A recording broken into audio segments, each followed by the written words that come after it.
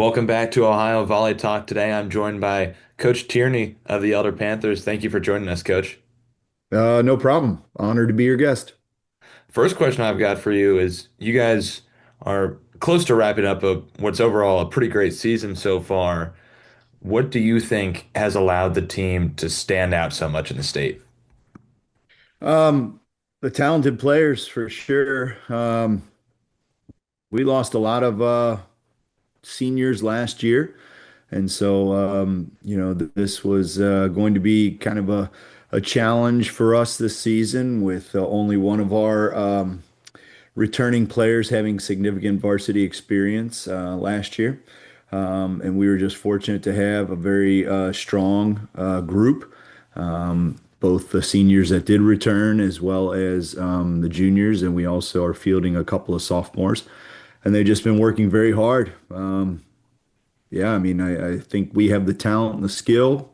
We're just working on the mental side of the game and being confident and yeah, learning and growing. And obviously, last weekend you guys won the Centerville Elite Eight tournament. Do you think that that had a big impact on your team's confidence to show that you can come in and get it done against other top teams in the state, especially, I mean, you guys didn't drop a set the entire weekend. Yeah, it was a great week of preparation, and then we had four really good matches in a row. Friday night we played against LaSalle, and we just played very cohesive, consistent volleyball, and that was fortunate to roll right into Saturday, playing against Hilliard Darby and Moeller, and then Thomas Worthington, and yeah, and I think every opportunity to go up against a very competent opponent is going to pay dividends for us because, like I said, we have talent and skill. It's just being able to consistently perform when the lights are on and the gym is loud. And we faced Moeller earlier in the season and lost to them, and some of our guys just underperformed. And I think that was, a product of not really playing on this stage before. And so, yeah, I mean, every opportunity to kind of face those challenges is going to be a step forward in learning and having confidence. Unfortunately, just recently we played Moeller again, and they played extremely well, and we weren't as consistent as we were last week. And so we dropped a match to them just a few nights ago. But again, we're battling, and the goal is to be playing as good a volleyball come May as we can. And you kind of mentioned how, this team last year, really great team, deepest run you guys have had in the playoffs a few years. Obviously, I saw all your matches against Saint X, and those were always very exciting to watch. But coming into this year, was it you guys knew you were this good, and you felt like you needed to show everyone else because they might not have been expecting it again so soon? Um, I don't know if I would go so far as to say the coaches and I knew we were going to be this good. Um, I knew going into the season that we had a lot of good talent. Um, and the word potential is always kind of a dangerous word because you have to realize that potential. And so from the word go, these guys have been largely faithful and consistent, preparing in the weight room, playing club season, being at open gyms. And so, I knew the dedication was there. But sometimes transitioning what's on paper to what happens on the court can be challenging. So um, I should say I'm not horribly surprised what we're doing as well as we're doing, but at the same time, um, I, I I don't know that we knew this was going to be how the season was going to play out so far. And you said the transition from on paper to on the court isn't always there 100% of the times. What have been the keys to success for this team for making these results happen on court every night? I think first of all, our senior leadership. While we only have one senior who had, a starting role last year, all of our seniors have been phenomenal leaders. They're humble first, and I think you can see that by how well our bench is contributing to the team, whether it be by cheering on the team and bringing the energy to the gym, or whether it be stepping in to spell one of our other players or contribute what talents they have. And so that type of team mentality, I think, is so valuable. One guy can do a lot to carry a team, but when you have everybody rowing in the same direction, it's going to be increasingly beneficial. So that's the first thing. I think the other thing is they love playing the game. They love competing in practice. I think some of our most rewarding drills have been drills that have competition at the heart, and so they like going at it. And I think that prepares them, obviously, then when we are facing opponent in real time. And so that kind of day in and day out dedication is helping us advance a little bit each and every day, each and every week, as opposed to, having to motivate players or somehow get them to show up when maybe it's a difficult day to do. And obviously, we've talked about all three Moeller games now, but you guys are, it seems like right now on a crash course to hitting each other again in the postseasons, considering you guys seem head and shoulders above everyone else in the area right now. Is is that something that you get on your guys about, or is it just another game for you guys? I mean, I think I wouldn't be so quick to count out Saint X. They are having some maybe mid-season growing pains, but they're a very talented bunch. And so I don't know that anyone is heads and shoulders above them. But in our region, there's stiff competition. We're playing a match tomorrow night against Lakota East, and I'm not counting them out. They have got a good program Yeah. moving in the right direction the past few years, and so that's going to be a challenge for us. I think one of the huge benefits for our program is the league that we compete in. With Moeller, with St. Xavier, with LaSalle, those are very strong programs, and so I think by having experience of playing a big match in front of a rowdy crowd on a Friday night, it's only preparing all of us for a big game in the postseason. And so, yeah, can I see us crossing paths with St. X in the postseason or Moeller in the postseason? Absolutely. I mean, I hope we're lucky enough to get to the regional finals and have to face off against one of them or certainly someone else in our region who is very qualified. Um, I think one of the unfortunate things, and this is just me being a GCL or Cincinnati or South Region guy, one of the unfortunate realities of us being sanctioned by the OHSAA now is that only one team gets out to get to the state tournament, because some of the greatest battles in the state finals have occurred between, Moeller, St. X, Elder. Yeah.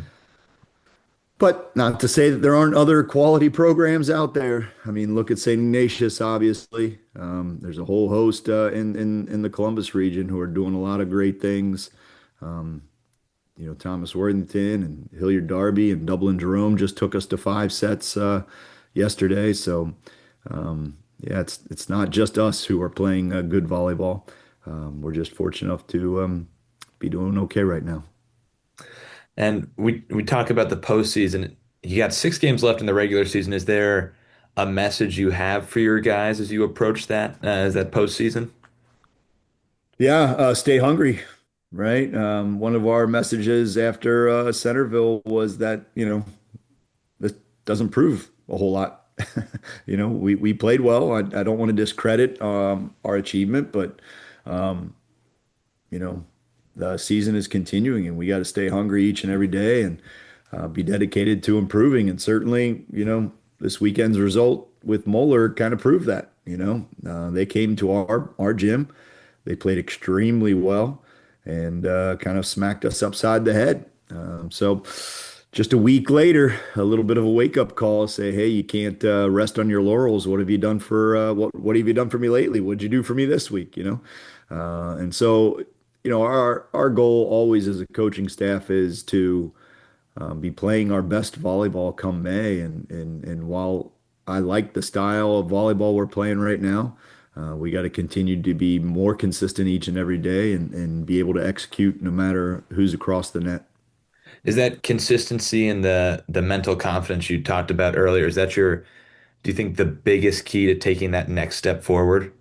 Yeah, I think so. I mean, I've talked with other coaches about this. The older I get, or I don't know, each additional year, it seems like the quality of volleyball is definitely increasing throughout the state. And now it's a game of, who can play that quality volleyball rally after rally, and be more consistent and deal with the pressure. And so, as a coach, certainly you got to coach up the skills and the X's and O's, but it seems like more and more the winning edge is on the mental side of the game. Being able to prepare your players mentally and give them the confidence and the encouragement necessary to believe they can go out and compete and do it day in and day out. And so, yeah, I think that's always the biggest challenge is to win the mental edge. Well, I think that's all of the questions I had for you today, Coach. Thank you so much for your time. I'll certainly be tuned into the rest of your guys' season. I appreciate it, Tyler, and thanks for what you guys are doing as far as keeping this little venture going to encourage interest in our sport. So have a beautiful night, and we'll see you in the gym. Hello, everybody. I'm back from not being able to join Tyler and Coach Tierney. Um, I hope Tierney gave a lot of good insights, which sounds like he did. And anyway, my name is Nicholas Glenn here with Tyler Bush, back with Ohio Volley Talk. Um, the first game we're gonna talk about today is the Bishop Fenwick versus LaSalle game, which LaSalle not their best game. No, I mean they hit a rough patch. They had 6 games lost in a row, and Fenwick is a top D2 team. LaSalle, they bounced back later in the week with some 3 wins in a row on the weekend. But we talked about it. They have a tough schedule. They've got some great players, Lance Wiseman, Isaiah Walker. They had double-digit kills each, but against a team like Bishop Fenwick, it's not going to hold up the same way, really, because Fenwick is just so talented. Um, I mean, they're a well-rounded team. They didn't have anyone in the double-digit kills, but I mean, they're just, like I said, very well-rounded. They are probably well, easily, I'd say a top 5 team in D2 right now. One of the favorites to come out of the Cincinnati area if Loveland didn't exist, of course. And they've been on a roll, a hot streak, and it just kind of felt like a big punch to LaSalle that they got handled really in this game. And that first set, I mean, none of the sets were particularly close, but that first set did not put them out to a good first start. That was 25-11, and from there it was still just downhill for the Lancers. Yeah, I mean, LaSalle obviously being in the GCL, they play a lot of great competition. And like even in D2, Bishop Fenwick is a great team. But I think if you're competing with GCL teams like Elder, Moeller, and St. X, I think these are games that need to at least be a little more competitive. Like because LaSalle got swept, and like you just said, first set wasn't very close. I think LaSalle just needs to more just play closer rather than just getting swept because obviously getting swept isn't good. Yeah, and they've got a tough 4 out of them. It's going to be Centerville the night that we release this, then Moeller, and then Elder, and then Baden, and they'll finish off with Dakota West. But I mean, it's going to be tough in those next four games to even go 2-2. You really have to put all your effort in um, to come out of this season with a winning record. And like you said, it's hard to come out with a record that really represents how good of a team they are because they still are a good team. But when you play Elder, X, and Moeller two times each year, your schedule's, I mean, your record's bound to look a little bit worse because you play such a hard schedule. But Fenwick also doesn't end easily. They've got Carroll, Baden, McNick, uh, Chaminade, St. Charles, and then St. Vincent St. Mary.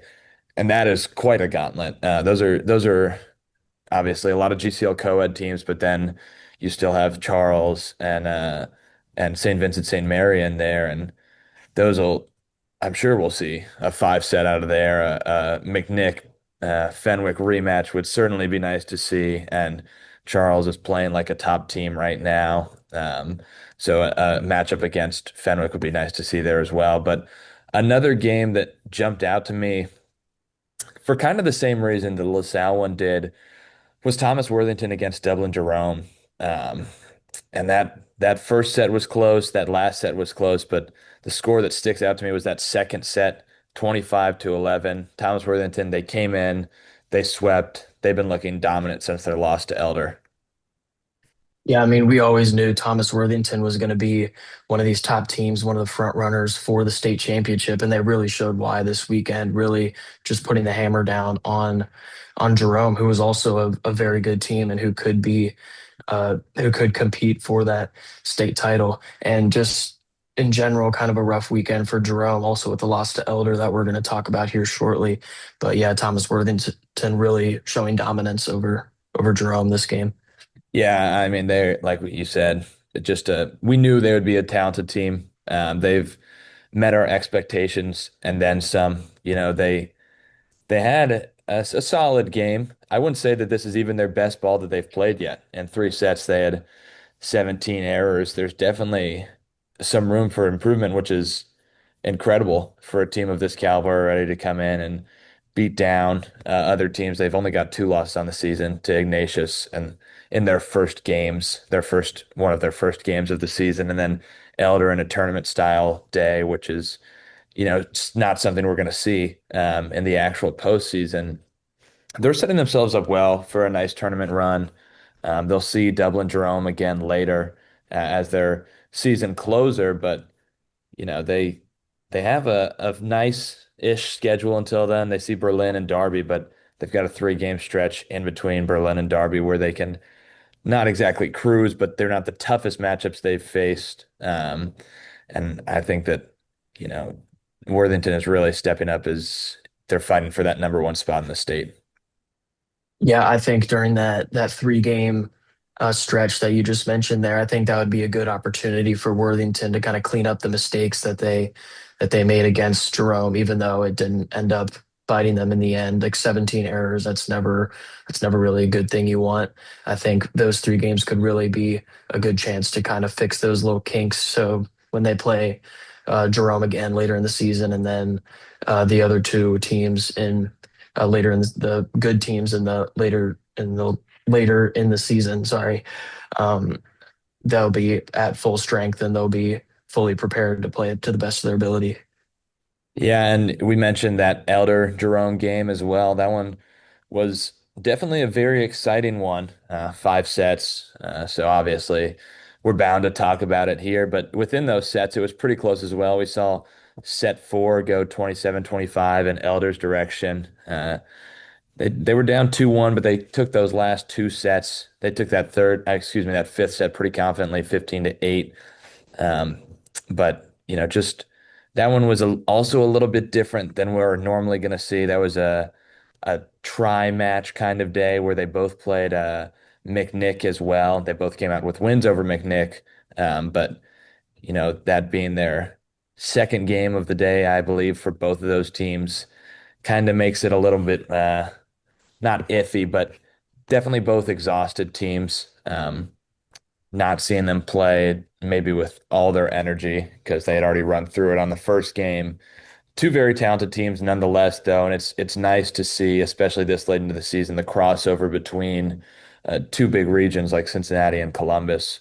We don't always get the chance to see that, and this was pretty eye-opening for how these two regions stack up against each other. Just nice to see another one after we saw a lot of crossover with that Centerville tournament last week. Yeah, and Elder obviously having a very, very good Centerville tournament. They've really been on a hot streak since then. They've played some good competition, and obviously this win over Jerome is a very good win, 5 set thriller, and really just gone back and forth. But then they were able to finish the job in the end. I think this I think this team is pretty battle tested, and they still have some more some more tests later in the year to see if they can be a true contender in the postseason. Yeah, Coach Tierney in the interview talked about how that mental toughness was what he thought the team needed to really take that next step. And through two match days, 5 set matches, that's how you really develop it. And they're doing a great job, like you said so far. Another game that jumped out to me, this one had a result maybe a little bit more surprising to a few people. Hilliard Derby coming in with the big win over Olentangy Berlin, got revenge for what they had earlier in the season. And this one didn't even go to 5 like it did last time around. Berlin got in 1 set, but Derby opened it up and then closed it out with 2. All the sets were fairly close within, but just a statement win for Derby as they head to the end of their season, I'd say. Yeah, and Derby, like they really took this pretty handily besides that second set, which Berlin won 25-17. I mean, it wasn't really much of a challenge, especially in that fourth set. It was 25-16. That was the one that took them home. I think Derby has really improved. I think they had a little bit of a slow start to start the season, and then they've really improved and are now beating these really good teams, and now they're really trying to make a name for themselves. Yeah, and they definitely have with another big win like this. Obviously, Berlin not slouches themselves. Like we said, they already beat Derby earlier in the season. They've got a nice wealth of wins under their belt, but I think the more surprising part was maybe we didn't see this coming from Derby because last week they had a fairly rough week. Um, they lost to Elder right away to open up that Centerville tournament after losing to Worthington just a few days before.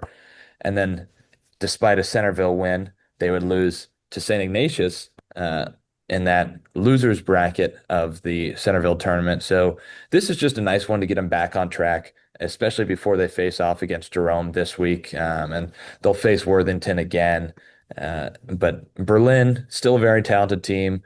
If you look at the stats, uh, there's definitely work to be done. 30 errors in 4 sets is leaves a lot to be desired. You clean up those mistakes to close out this season, kind of fine tune as you head into the postseason, and you could still retain your spot as one of the top teams in the state. And that's really what they need to do. They need to clean up 30 errors as a team throughout 4 sets. Yeah, and you mentioned they kind of struggled in the Centerville tournament with two big losses. And then just the ability for them to kind of regain their confidence and bounce back against Berlin this week and beat them pretty handily. And I'm just curious to see the game against Jerome this coming week to see how much confidence and how they can play later this week. Yeah, and going back down to Cincinnati in D2, we had a nice matchup between McNick and Baden. It was 3 sets. Yeah, McNick swept Baden, but the set score does not reflect exactly how close each individual score within the set was 25 22, 27 25, 25 20. McNick getting back in their groove. Obviously, later in the week, they would have 2 losses to D1 teams, but that's not so much something that matters to them anymore as they head into the postseason. They're not going to be playing those teams. They had a nice win over a solid Baden team, especially a conference win that's nice to have. And they're gearing themselves up nice, showing that they can hang in these close games. Yeah, I mean, like you said, McNick has really bounced back after their slow start, and Baden has always been kind of a roamer. They're always maybe they've lost some games that they maybe should have won, and then they maybe won some games that they maybe weren't supposed to win. But moral of the story is that they can compete with anybody they play with, and this is really the perfect example of that. McNick, like really like the powerhouse of D2, especially the last 2 years, and they're really even though on paper it says they got swept. Like it was actually a very competitive game, and they really played their hearts out, but they just couldn't get the result in the end. Yeah, and staying in D2, we've got another surprising result, obviously. This one, uh, Firestone sweeping SVSM. Firestone, at the start of the season, we thought they would be a little bit better than they actually have ended up being. They've had a shaky start. I mean, they started off 1-3, kind of recovered, but haven't been able to get a nice statement win. And, SVSM might not be the powerhouse we thought they were going to be either, especially based off how good they were last year. But that's just a nice win for Firestone. Kind of encouraging as they get to this later third of their season. Um, and that one, the first set was pretty close, but from there on out, it wasn't really. I mean, you look at the stats, Elijah Myers, 21 kills through 3 sets, only 4 errors. This guy was hitting 347. It's just utterly ridiculous. What a game from him. There were only two other people on the team that got reported with kills in general. Theodore Martin had one, and Jordan Dampier had 13. This was really a one-man wrecking crew for Firestone. It really was, and this is definitely like a big statement win for them, especially a sweep. I don't think either of us expected this. And like you said, St. Vincent, St. Mary's, they may not be the powerhouse we thought they were going to be, but they're also still a very, very solid team. And they probably on paper should have beat Firestone, but Firestone really came to play. They showed they were ready. They showed that they can compete with anyone. And like based off the stats you just read off, I mean, they really came out to play, and they really showed what they're capable of doing. Yeah, so definitely a lot of exciting results over the last week. Ones we might not have seen coming. Some nice close matches. But looking forward to next week, action kind of slows down a little bit. Teams aren't trying to pack in as many games. They're trying to save that energy up for the postseason. But there are still definitely some to watch out for.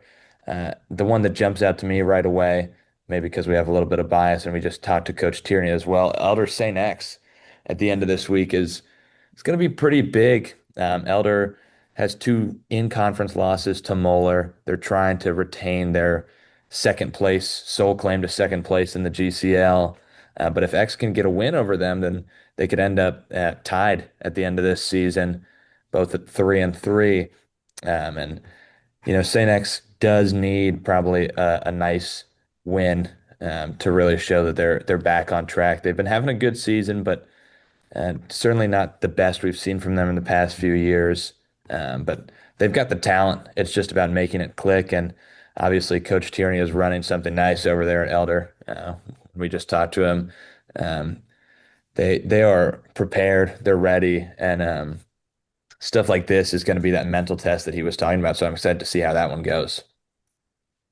Yeah, I think this game is not only big for Elder, but I mean, it's also a huge game for St. X. Like you said, St. X doesn't really have that true statement win yet. And I think this game against Elder could really prove that, hey, like even though we haven't been as good this year as we have the past couple years, we can still compete. We can still play with anybody. But Elder, especially after talking with Tierney, uh, they're really very battle tested, very mentally tough, and they're just a really scary team to go up against, especially when they're rolling like this.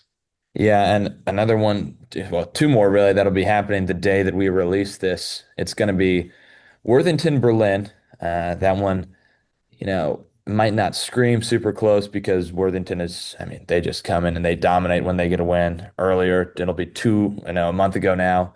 Um, they came in and they handed it to Berlin in a nice sweep. But Berlin has definitely established themselves more as a big time player in the Columbus area since then. Um, Worthington has been beaten again by Elder since then. The game plan has maybe kind of been revealed with something like that. But I'm interested to see how that one turns out. I think that game is going to be a very good game too. two of probably the top five teams in contention to win state. And Worthington, they've really been beating some teams pretty good. And Berlin, even though they came off just coming off that loss from Hilliard Derby earlier this week, curious to see how they bounce back tomorrow and see if they can put up a good fight and potentially a win against Worthington tomorrow.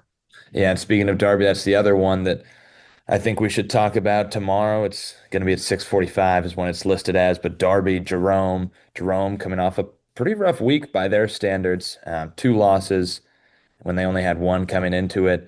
Derby coming off a pretty big week, showing that they can really come into their conference, come into the OCC and take down some big time opponents like Berlin.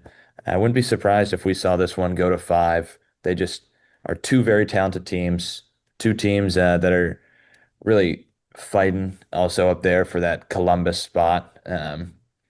But I think that'll just be an interesting one to watch.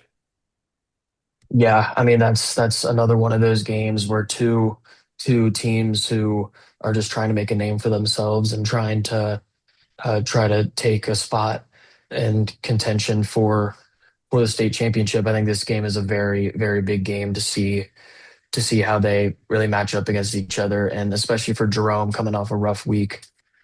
This will be a really good test for them to see their confidence and their bounce back ability against a good team like Derby, and then Derby coming off a big week. They're rolling right now, got a little bit of momentum. Maybe they can take that momentum and get a win over Jerome this week. So this game is very important for both of these teams. Yeah, and then down in Cincinnati in D2, the last one that really stuck out to me was a rematch of Beta and Fenwick. We saw that one go to a nice, exciting five last time. We saw a reverse sweep from Fenwick that time around. But since then, Fenwick got some pretty nice wins. They seem to have kind of walked into their own. But last time, it was a little shaky for them. Definitely were things they could be doing better. 21 errors through five sets isn't egregious, but it's not great. They had 50 kills though, and that's something nice. But 13 service errors to go along with it. I think that this one is not necessarily a must win for either team, but it would be nice to have under your belt. Like you said, Baden is kind of a roaming team where they can come in and they can certainly compete. But for them, it's just been about closing the job in conference. Fenwick still undefeated in conference. They are the guys to beat down in the GCL co-ed. And I think that I would be shocked if it went to five again. But Baden has come in and they've proved us wrong before. They've proved that they can compete with anyone. So I think it's going to be a good watch. Yeah, I think Fenwick has definitely improved since the last time they've played them. They've kind of tried to limit their mistakes. They've gotten some good wins over some good teams. But I mean, like we've both said before, like Baden, they're always going to compete with whoever they play. Even if they get swept, I'm sure it'll still be close. But I'm still expecting a pretty exciting game. Maybe not another five setter like you said, but I wouldn't be surprised if it did go to five. But it's going to be competitive either way, and I'm excited to see what happens there. Yeah, and those are just some of the games that people should watch out for this week. There's going to be a lot of good stuff. I'm sure that there will be some crazy matches that we didn't see coming, some upsets here and there, but that's all we've got for you guys this week. Thank you so much for tuning in as always, and we'll be back next week.